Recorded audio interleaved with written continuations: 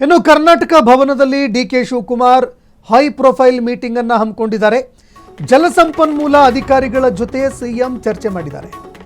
ಜಲಸಂಪನ್ಮೂಲ ಸಚಿವ ರಾಮಲಿಂಗಾರೆಡ್ಡಿ ಅವರು ಕೂಡ ಭಾಗಿಯಾಗಿದ್ದಾರೆ.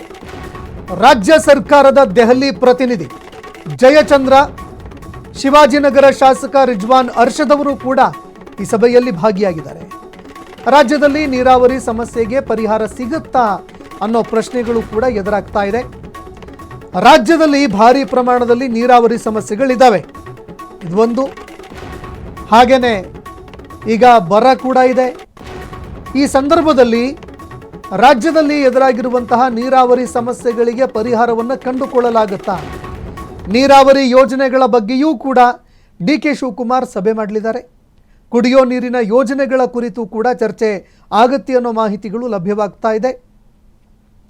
ಇನ್ನು ಡಿಕೆ ಶಿವಕುಮಾರ್ ಅವರು ಈಗ ದೆಹಲಿಯಲ್ಲಿ ಒಂದು ಹೈ ಪ್ರೊಫೈಲ್ ಮೀಟಿಂಗ್ ಹಮ್ಮಿಕೊಂಡಿದ್ದಾರೆ. ಇನ್ನು ಸಂಪುಟ ವಿಸ್ತರಣೆಯ ಪಟ್ಟಿ, ನೂತನ ಸಚಿವರ ಪಟ್ಟಿ ಯಾವಾಗ ಬೇಕಾದರೂ ಕೂಡ ಹೊರಬರಬಹುದು ಅನ್ನೋ ಮಾಹಿತಿಗಳು ಕೂಡ ಲಭ್ಯವಾಗ್ತಾ ಇದೆ. ಮತ್ತೊಂದು ಕಡೆ ರಾಜ್ಯದಲ್ಲಿ ಬರಗಾಲದ ಪರಿಸ್ಥಿತಿ ಇದೆ. ಯಾವ್ಯಾವ ವರ್ಷ ಹೇಗೆ ಬರಗಾಲ ಬರುತ್ತೋ ಗೊತ್ತಿಲ್ಲ. ಆದರೆ ಒಣ ಬೇಸಾಯ ಇರುವಂಥದ್ದನ್ನು ನೀರಾವರಿಯಾಗಿ ಪರಿವರ್ತನೆ ಮಾಡಬೇಕು ಅನ್ನುವಂಥದ್ದು ಪ್ರತಿಯೊಂದು ಸರ್ಕಾರಗಳ ಒಂದು ನಿರ್ಧಾರ ಆಗಿರುತ್ತೆ, ಆದ್ಯತೆ ಕೂಡ ಆಗಿರುತ್ತೆ.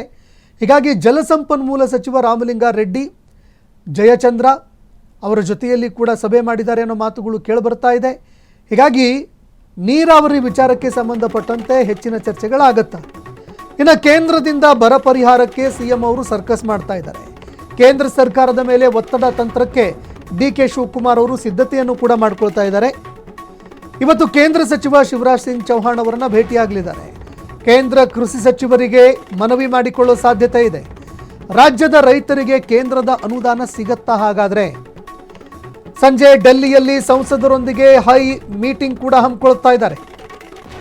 ಸಂಜೆ ರಾಜ್ಯದ ಸರ್ವಪಕ್ಷ ಸಂಸದರ ಜೊತೆಯಲ್ಲಿ ಡಿಕೆ ಶಿವಕುಮಾರ್ ಸಭೆ ಮಾಡಲಿದ್ದಾರೆ. ಸರ್ವ ಪಕ್ಷಗಳ ಸಂಸದರ ನಿಯೋಗವನ್ನು ಕರೆದೊಯ್ಯೋದಕ್ಕೆ ಸಿದ್ಧತೆ ಕೂಡ ಮಾಡಿಕೊಳ್ತಾ ಇದ್ದಾರಂತೆ. ರಾಜ್ಯದ ಸಂಸದರು ಅವರ ನಿಯೋಗದ ಜೊತೆಗೆ ಕೃಷಿ ಸಚಿವರನ್ನು ಭೇಟಿಯಾಗ್ತಾರೆ ಅನ್ನೋ ಮಾಹಿತಿಗಳು ಲಭ್ಯವಾಗ್ತಾ ಇದೆ.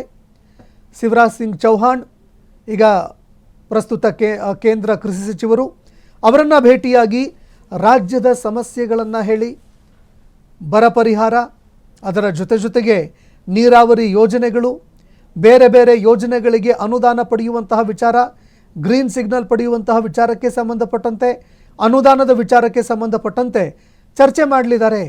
ಸಂಸದರ ನಿಯೋಗವನ್ನು ಕರೆದುಕೊಂಡು ಹೋಗೋ ಸಾಧ್ಯತೆಗಳು ಇದೆ ಅನ್ನೋ ಮಾಹಿತಿಗಳು ಲಭ್ಯವಾಗ್ತಿದೆ.